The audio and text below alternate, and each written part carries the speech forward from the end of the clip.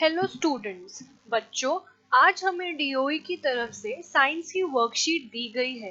तो आज जो हम टॉपिक समझेंगे वो है माइक्रो ऑर्गेनिजम्स या जिसे हम कहते हैं माइक्रोब्स। तो यहाँ पर मैंने आपको सबसे पहले जो दिखाया है वो है माइक्रो ऑर्गेनिजम्स की पिक्चर। तो यहाँ पर हम देख रहे हैं कि माइक्रो ऑर्गेनिजम्स हम एक टेलीस्कोप के थ्रू देख पा रहे हैं। यहाँ पर आप देख रहे हैं कि एक टेलीस्कोप दिया गया है एंड हम उसके थ्रू डिफरेंट डिफरेंट जो माइक्रो ऑर्गेनिजम्स होते हैं आप देखते हैं कि ये अलग अलग शेप्स अलग अलग कलर्स में पाए जाते हैं। तो ये इतने ज़्यादा छोटे होते हैं कि इन्हें सिर्फ इस माइक्रोस्कोप के ही साथ हम इसको देख सकते हैं।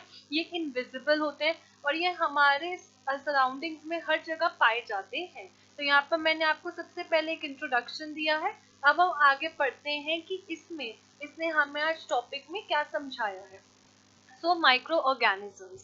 Microorganisms or microbes are the invisible submicroscopic creatures that are found in abundance everywhere around us. तो microorganisms क्या होते हैं बच्चों? वो इनविजिबल क्रीचर्स होते हैं, मतलब जिन्हें हम देख नहीं सकते और उसको सिर्फ हम किससे देख सकते हैं? माइक्रोस्कोप के मदद से। That are found in abundance everywhere around us. तो यही मैंने अभी आपको बताया कि माइक्रो ऑर्गेनिजम्स मतलब मिलियंस ऑफ नंबर्स में पाए जाते हैं एंड ये हमारे चारों तरफ, आप जहाँ पर भी हम उनको देख नहीं सकते लेकिन ये हमारे आसपास हर जगह प्रेजेंट होते हैं। तो ये एक छोटा सा इंट्रोडक्शन था आज के जो कॉन्सेप्ट जो हमने सीखना था माइक्रो ऑर्गेनिजम्स पे। तो अब हम देखते हैं आगे वर्कशीट हमसे क्या मांग रहा है। Let us observe some of the experiences from our daily life. तो अब उन्होंने कहा है कि हमारी डेली लाइफ के थ्रू कि जो हम डेली लाइफ में जो भी हमारी एक्टिविटीज होती हैं तो उनके उसमें जो भी हमारी एक्सपीरियंसेस होते हैं तो उनका एक एग्जाम्पल लेकर हम समझते हैं कि माइक्रो ऑर्गेनिजम्स कैसे प्रेजेंट होते हैं और ये कैसे वर्क करते हैं। तो आइए बच्चों, आई होप आप मेरे साथ हैं। हम अपना प्रॉब्लम 1 शुरू करते हैं। तो प्रॉब्लम 1 क्या है? Suraj came to the school with a running nose and sneezed in front of you.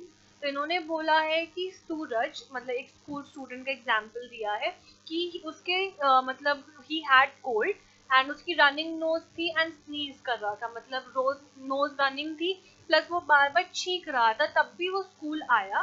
तो you get cold next day why, और उसके बाद जब नेक्स्ट डे आपको भी कोल्ड हो गया तो ऐसा क्यों हुआ? तो इसका उन्होंने हमसे आंसर मांगा है। तो एक बार हम डिस्कस करते हैं कि इसका आंसर क्या हो सकता है बच्चों। This is because when Suraj sneezed the microbes being invisible got mixed into air. तो हमें पता है कि माइक्रो ऑर्गेनिजम्स, अभी मैंने आपको यही बताया कि ये हमारे चारों तरफ पाए जाते हैं जिन्हें हम देख नहीं सकते। तो ये माइक्रो ऑर्गेनिजम्स जब सूरज ने स्नीज करा, जब उसने छींका तो वो इनविजिबल होते हैं। तो जैसे ही उसने छींका तो वो जितने भी माइक्रो ऑर्गेनिजम्स थे, जितने भी माइक्रोब्स थे वो भी एयर में मिक्स अप हो गए। So when I breathed in oxygen those microbes also entered in my body. तो हमें पता है कि जब हम ऑक्सीजन इनहेल करते हैं तो ऑब्वियसली हम वो एयर ही ब्रीथ इन कर रहे हैं। तो और हमें पता है कि उस एयर में वो माइक्रोब्स जो सूरज से की नोज से निकले थे वो भी मिक्स हो चुके थे। तो जब मैंने ऑक्सीजन ब्रीथ इन करी तो वो जो माइक्रोब्स उस एयर में प्रेजेंट थे उन्होंने भी मेरी बॉडी में एंट्री ले ली। As a result I got cold the next day, और उसी की वजह से नेक्स्ट डे मुझे भी कोल्ड हो गया। तो अब आपको थोड़ा थोड़ा समझ आया होगा कि माइक्रोब्स कैसे वर्क करते हैं। तो यहाँ पर आप एक पिक्चर देख सकते हैं जिसमें हमें दिख रहा है कि जब हम स्नीज करते हैं तो ये जो हमारे जितने भी माइक्रोब्स हैं ये इनविजिबल होते हैं, जो हमें दिखते नहीं हैं, ये एयर के साथ एयर में जाके मिक्स हो जाते हैं। तो जो भी उनके कांटेक्ट में आता है, जो भी नेक्स्ट उसको इनहेल करेगा, तो उस एयर के साथ ये माइक्रोब्स भी हमारी बॉडी के अंदर एंटर कर जाते हैं और हमें भी फिर कोल्ड लाइक सिम्टम्स हो जाते हैं। अब बच्चों आई होप अब आप यहाँ पर देख सकते हैं कैसे। तो हमने देखा कि उसने स्नीज करा एंड जितने भी चाहे आप हैंकरचीफ उसने ढंग से यूज नहीं करा तो आप देख सकते हैं कि जितने भी माइक्रोब्स होंगे तो वो एयर में मिक्सअप हो गए एंड जिस वजह से हमें नेक्स्ट डे कोल्ड हो गया। अब नेक्स्ट क्वेश्चन पे आते हैं बच्चों। How was Suraj responsible for your catching cold? तो इसमें पूछा गया है कि सूरज को हम रिस्पॉन्सिबल कैसे होल्ड कर रहे हैं कि हमें जो कोल्ड हो गया था, जो हमें नेक्स्ट डे कोल्ड हो गया, तो हम सूरज को कैसे हम रिस्पॉन्सिबल मान रहे हैं, तो उसका एक आंसर डिस्कस करते हैं। Despite having cold and running nose, Suraj came to school instead of treating it. सबसे पहला पॉइंट तो यही हो गया कि जब हम कहते हैं कि किसी को कोल्ड है या किसी की रनिंग नोज है, तो उसे सबसे पहले अपना ट्रीटमेंट कराना चाहिए, अपना इलाज कराना चाहिए, ताकि वो 1-2 दिन अच्छे से रेस्ट लेकर उसके बाद ही उसको वापस स्कूल आना चाहिए। लेकिन सूरज ने ऐसा नहीं करा एंड वो अपनी रनिंग नोज और कोल्ड के साथ ही स्कूल आ गया। Also he sneezed in front of me without covering his mouth with a handkerchief. तो अभी हमने यही ऊपर वाली पिक्चर में देखा था कि अच्छे से यूज नहीं करा उसने हैंडकरचीफ एंड उसने स्नीज कर दिया, वो भी मेरे सामने। तो उसकी वजह से क्या हुआ, as a result I breathe in those microbes too and got cold the next day. तो उसकी वजह से जब उसने इतनी केयरलेसनेस दिखाई, सबसे पहले तो वो स्कूल आ गया कोल्ड में, फिर सेकेंडली उसने अच्छे से प्रिकॉशंस नहीं लिए, उसने अपने हाथ अच्छे से वॉश नहीं करे हुए, उसने हैंडकरचीफ यूज नहीं करा जब वो किसी और के कांटेक्ट में है। तो उसकी वजह से जब उसने दोबारा स्नीज करा, तो उसकी वजह से नेक्स्ट डे मेरे अंदर भी कोल्ड लाइक सिम्टम्स हो गए और मुझे कोल्ड हो गया। तो हमने वो रीजन अभी जस्ट अपने फर्स्ट आंसर में पढ़ा था। तो अब आपको दोनों आंसर्स पढ़ के उनको समझ के अच्छे से एक अंडरस्टैंडिंग आ गई होगी कि एक्चुअली हमें कोल्ड कैसे कैच होता है। फिर अब हम अपने लास्ट प्रॉब्लम पे चलते हैं। Radhika adds a teaspoon of curd to a bowl of milk and leaves it overnight to make a bowl of curd. Why did she add curd?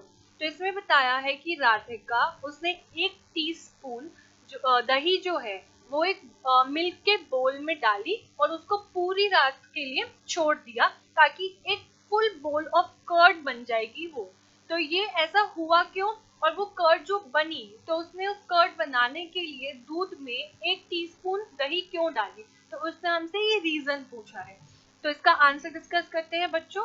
Curd has lactobacillus which is a microbe. तो curd में कौन सा एक microbe पाया जाता है, क्योंकि हम माइक्रो ऑर्गेनिजम्स की ही बात कर रहे हैं, तो एक माइक्रोब होता है जिसका नाम है लैक्टोबैसिलस। तो ये उस दही में पाया जाता है। तो it multiplies during night and converts milk into curd. तो ये एक गुड माइक्रोब होता है जो पूरी रात अगर हम उसको छोड़ देंगे तो जितना भी मिल्क है, तो वो हमने सिर्फ 1 चम्मच हमने उसमें दही डाली और उसका क्या रिजल्ट निकला बच्चों, कि जितने भी उसमें जो वो लैक्टोबैसिलस माइक्रोब था वो मल्टीप्लाई होता गया और बढ़ता गया, और उसने उस मिल्क को जो हमने पूरी रात के लिए छोड़ दिया था 1 चम्मच दही डालने के बाद, उसने अगले दिन हमने देखा कि वो पूरी की पूरी दही में कन्वर्ट हो गया है। तो ये किस वजह से हुआ, क्योंकि कर्ड में एक माइक्रोब पाया जाता है जिसका नाम है लैक्टोबैसिलस। तो अगर आप उसको पूरी रात छोड़ दोगे तो वो और मल्टीप्लाई हो जाता है एंड एज अ रिजल्ट वो पूरा का पूरा मिल्क का बोल एक कर्ड के बोल में कन्वर्ट हो गया।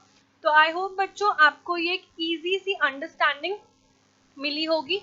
पूरी की पूरी हमारी वर्कशीट में ये बहुत ही सिंपल सी थी, एक बेसिक इंट्रोडक्शन था माइक्रो ऑर्गेनिजम्स के ऊपर, और उसके बेसिस पे हमारे पास एक डेली लाइफ में जो हमारे साथ एक्टिविटीज होती हैं उसको एग्जाम्पल्स को हमने लेकर कुछ क्वेश्चन आंसर्स किए। तो एक बार आप पूरी इस वर्कशीट को गो थ्रू करिएगा, आप अपने डाउट्स जो भी है वो हमसे पूछ सकते हैं, और फिर से अपने वर्ड्स में एक बार इन क्वेश्चन आंसर्स की आप प्रैक्टिस दोबारा जरूर करिएगा।